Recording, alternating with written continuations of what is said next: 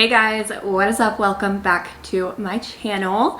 If you're new here, make sure that you subscribe, stick around, join our little family. I love all of you here. I definitely have a lot of new faces. So I wanted to sit down and answer some questions and do like a Q&A video. I've never done like just a personal Q&A, just like about me. So since we do have so many new faces and since we did just hit 5,000, I wanted to do a little Q&A. So thank you so much everyone who submitted questions. I put a question box over on my Instagram. So if you missed it, make sure that you follow me over on Instagram as well, because that is where I'm definitely a little bit more active, obviously on the daily, posting stories and whatnot. And this is where everyone was able to ask me questions. I just got out of the shower, so hair is kind of naturally drying, got ready for the day. I'm on my couch with my blanket. I thought we could just have like a chill little chat while I go through these questions that you guys sent me and I answer them. So let me pull them up and I'm just gonna go through. I think I should be able to get to every question. Okay, so without further ado, let's get into these questions. First question is, what is your favorite coffee shop in Charlotte? Great question. You guys know I'm like a total coffee fiend, so I love smaller coffee shops. Starbucks is of course good, but I think smaller coffee shops have like supreme espresso because I always get lattes. So I'll give you three. My three favorite are Not Just Coffee. I think they have multiple locations, but the one I usually go to is over in Atherton Mills Mall. So Not Just Coffee, love their lattes. I also judge coffee shops on their avocado toast, and they have really, really delicious avocado toast. Secondly is Lincoln's Haberdashery. I feel like they're kind of underrated. It's a really cute little shop. They have coffee, they have really good food, avocado toast, and they also have like a little shop inside where you can get some cool wines and hot sauces and like cool random stuff like that. And then thirdly is, she recently changed the name, so I have to look it up. Wild Roots Coffee. You can find them on Instagram. It's actually like a coffee food truck kind of, so she basically pulls it on the back of her car. It's super cute. You can look them up on Instagram and she will usually post where they're parked at, but they have really cute like the pouches that you can get your coffee in, and their espresso is also super delicious. And it's a small business, obviously. It's just a woman who runs it, and so I really love to support her if I ever see her parked like somewhere near me. So those are probably my top three favorite coffee places in Charlotte that are more local to Charlotte, if that makes sense, not just like Starbucks or Dunkin' or something like that. Favorite and least favorite part of Charlotte. I love your videos. Thank you so much for watching my videos. Favorite and least favorite, that's actually kind of difficult. My favorite part of Charlotte is probably South End or South Park areas. Both have a lot going on and are nicer areas. South End probably is my favorite just because it's home to most of the nightlife, and I love the rail trail, so you can walk on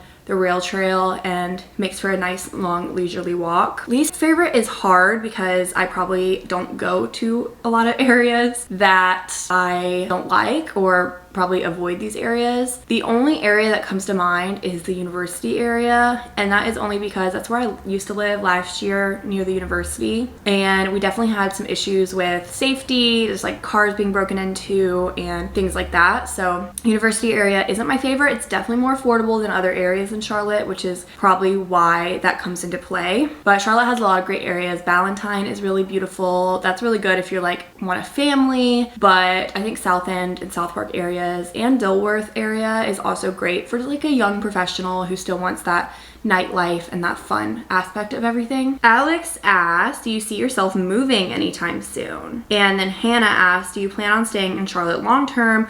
And if not, where would you live next? Okay.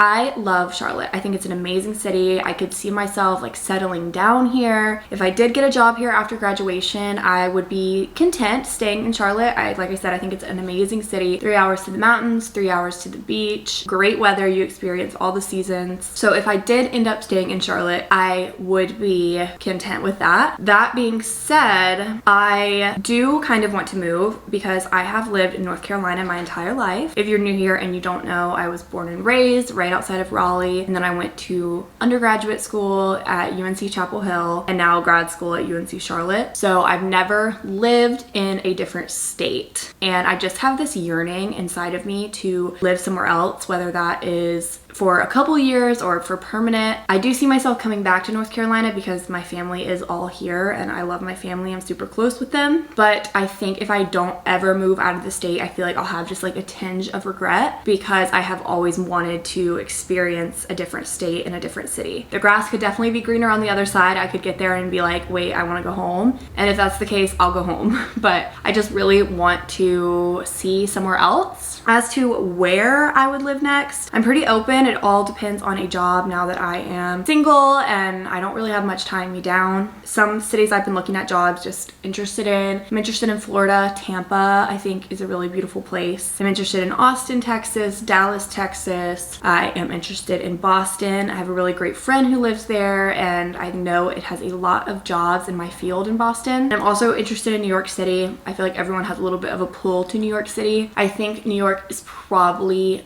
more unrealistic for me just with my lifestyle and my dog and things I like to do, but it is on the list and I'm not against it if everything worked out that way. So yeah, I could end up in Charlotte forever. I could move to one of the cities I just mentioned. I could move to a completely different city I didn't mention. I'm definitely open to moving and I am applying to jobs in other states. So that's kind of where I will leave that. Abby said, now that you have filler, do you love it and are you gonna get more? Literally my filler was the best decision I have ever made. That's definitely dramatic, but if you don't know, I do have filler in my lips. I did a vlog on it, so it's no secret. If you wanna go check that out, I can link it for you. But absolutely love my filler. Now when I look at photos of me before the filler, I'm like, wow, this literally changed my whole face. I feel like I don't think I realized to the extent of how small my lips were before, and it really changed the shape of my face and just made me honestly more confident. I'm all about body modification. If it's something that you can change and you want to change, I say do it. It excelled my confidence like through the roof, honestly. So I love it so much. And am I gonna get more? At this point, no. I don't have any other things really that for me are big insecurities that I want to get filler in. I have gotten Botox in my forehead before, more as preventative, which is not filler, but so I would continue to get Botox. And then I like the size of my lips now, but filler does dissolve over time, so I would get my lips touched up. Stuff like that for me right now, all I'm gonna keep up with is keeping my lips filled, not bigger, just making them maintenance, and same with Botox. But other than that, I don't really have desire for filler in other areas of my face at this time. Never say never, but for now, I am pretty happy with how everything turned out. So someone asked me what foundation do I use? Makeup is always looking flawless. Thank you so much. I actually do not use foundation, just use concealer. I've definitely posted like some kind of makeup routine probably a long time ago. Let me know if you guys want an updated one. Things stay pretty regular with me, but I stopped using foundation probably about 4 years ago now because I found just for my skin type, it really caused me to have underlying acne. So especially on my forehead, I just felt like it created really bad texture, and whenever I stopped wearing foundation and clogging those pores up there, my skin really cleared up. So I haven't worn foundation in a really long time. I know most people don't have that problem. I wish I didn't. I don't know why I had that issue, but it just really clogged up my skin, so I don't use foundation. But I do use the e.l.f. Hydrating Camo Concealer. I've used it for years now. I am in love with it. It's kind of like Tarte Shape Tape, but dewier and just lighter feeling on your face. Tarte Shape Tape was way too drying for me, so I just used the e.l.f. Hydrating Camo Concealer under the eyes and then in my T-zone, and I set it with some kind of powder. Right now I'm using the Rimmel Stay Matte powder. Love that powder, but you can use the Laura Mercier translucent powder or whatever you prefer, but I do not use foundation at this point. Next question is, what career are you working towards? This definitely changes a lot. Right now I'm actually looking at consulting jobs, healthcare consulting. I'm interested in it. I think I'm creative. I think I'm analytical. So I feel like this is something I could be interested in. These are the jobs I'm actively applying to, but I'm also applying to management type jobs. So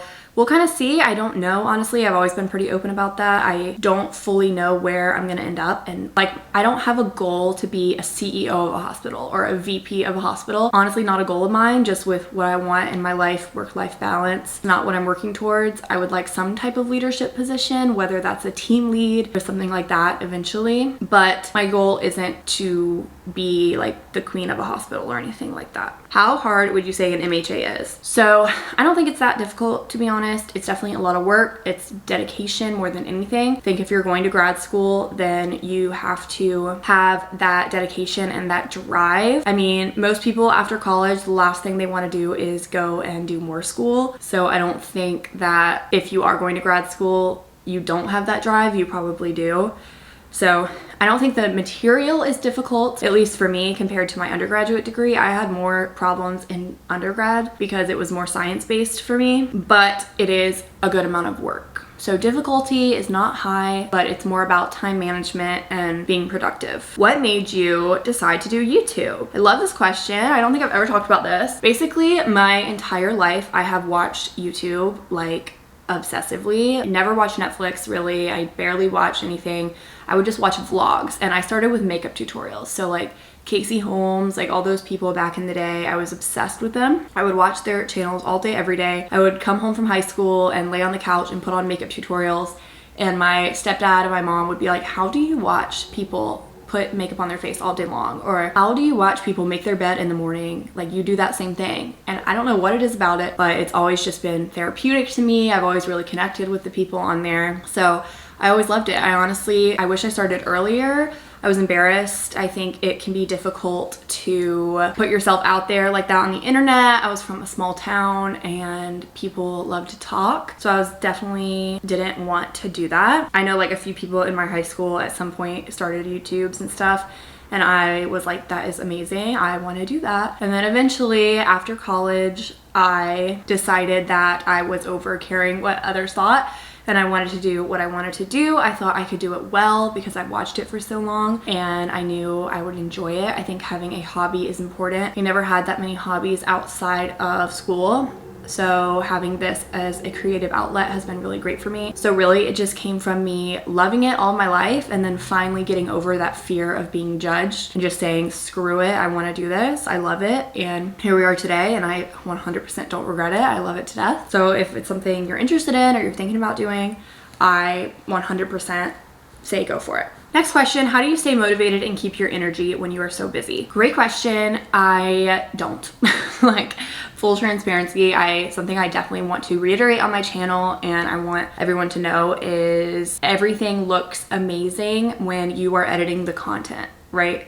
So for example, I was trying to vlog this past weekend for you all and I literally ended up not moving from my couch all day Sunday, like taking the day off. I was supposed to do homework, I was supposed to meet with my group, I was supposed to do projects, and I didn't even move. So I ended up deleting all the footage because I was like, this is a terrible vlog. So that is something you will never see, is that day of me just laying around, because that would be terrible content to put out on the internet. So my motivation, just like everyone else, comes in waves. I have days, usually Mondays, today's Monday, where I wake up, hit the ground running. Coffee always gets me going. I think having a routine that keeps you sane, mine, as you all know if you watch my vlogs, is a coffee in the morning and a nice long walk. Clears my head, keeps me sane. I love to listen to music. I love to listen to podcasts, things that make me happy while I'm also doing all of this work. So my motivation dwindles all the time. I will have times during my day where I don't do anything for hours. And you guys don't see that because what am I gonna do? You know, put my camera down and show you a time lapse of me laying on the couch on TikTok? Like, no. So I know I probably look super productive and I definitely am, probably more than the average person, but everyone has those moments of not being motivated. But to keep my motivation up when I can, I try to, like I said, go on a walk, have a cup of coffee. I think calling a friend and venting to a friend is a really good way to kind of detox, almost like a little therapy session, or sometimes you just need to take a day off, and I think that's perfectly fine as well. What is your workout routine? So I don't have a scheduled routine. Like I just mentioned before, I do like to go on a daily walk. So I try to do an hour a day, but if I'm busy or something, I'll at least do 15, 20, 30 minutes, something like that. So always try to get out of the house a little bit. And then secondly, I love weightlifting. So I've always been into weightlifting. Whitney Simmons, a long time ago, before she was even like with Gymshark, got me into weightlifting. I loved her profile and I would always do her workouts at the gym. Now I just kind of feel like I have enough knowledge and things like that I just make up my own workouts. But I try to go to the gym 3 days a week minimum, but ideally 5. So 3 to 5 days a week I go to the gym. I usually will do a leg focused day, a back focused day, a shoulders focused day. If if I'm doing 3 days a week, and then from there I'll add another leg day and maybe another upper body day if I go 5 days a week. Let me know if you guys would like a week of workouts video. I definitely have thought about doing something like that before. I do like to stay active. It has always been therapy for me. If you don't know, my undergraduate degree was actually in exercise science.